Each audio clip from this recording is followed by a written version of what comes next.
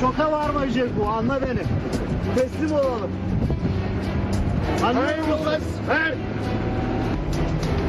Ver oğlum. Ver. Те, като не искаха вече да минат границата, те почнат да си говорят на турски и то ние не можем нищо да разберем. След Мичурин, МВР изненадва групата. Пътят е блокиран с бронетранспортьор и автомобил на милицията. Шофьорът безуспешно се опитва да ги заобиколи.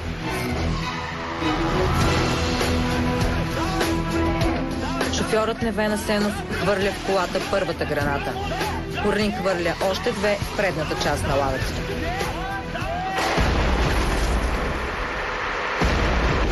Невен Асенов и Никола Николов умират на място.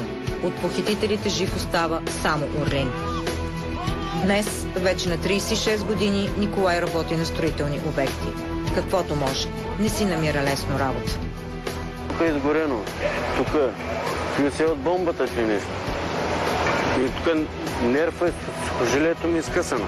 То с пръст тук въобще не го усещам. Ще кажа, че не е моя. И то с тези двата крайници. Единият крак на другото дете остава по-къс с 7 см.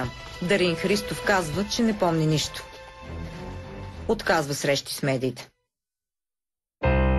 Има и втори вариант за смъртта на похитителите. До днес се проверява версията, че снайперисти от МВР са открили огън много преди атентаторите да хвърлят гранатите в колата. В архивите на 6-то управление към Държавна сигурност е записано, че и тримата са били ликвидирани при операцията. Но в други архивни документи пише, че похитителят Орлин Николов е оцелял и е осъден на смърт.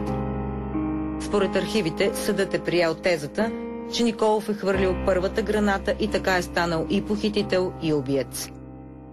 Но според следователите, Орлин Николов нито е ликвидиран, нито е осъден. Той умира от раните си в МВР болница ден след взрива.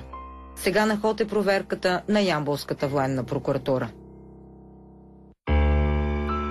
Спорът около възродителния процес не е приключил.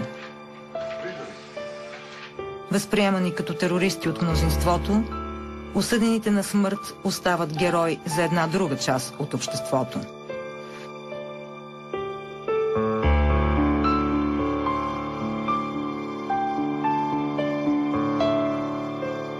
Белезите на това разделение остават и в паметниците. Сабри Мехмет Али е издигнал чешма в памет на брат си и другите осъдени на смърт. За опрощение, така както е според вярата им. В мюсюлманската религия пише, който пие вода и използва водата, пише се на хаир на ония починалия. Именно за това съм построил чешмата.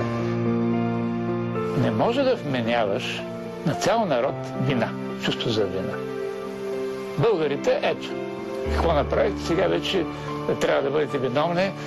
Аз не съм правил възродителния процес. Нито съм ръководил партията държава, нито затова аз не се признавам за виновен. Срещу кого е насочен акта по отвличането на двете деца, така наречен случай Златни пясъци? Те са две обикновени български деца. Те са като всички онези деца по целия свят, като палестинските деца, също толкова оплашени, като турските деца, които съм виждал по време на възродителни процеси, като българските деца. В крайна сметка жертвата стана България.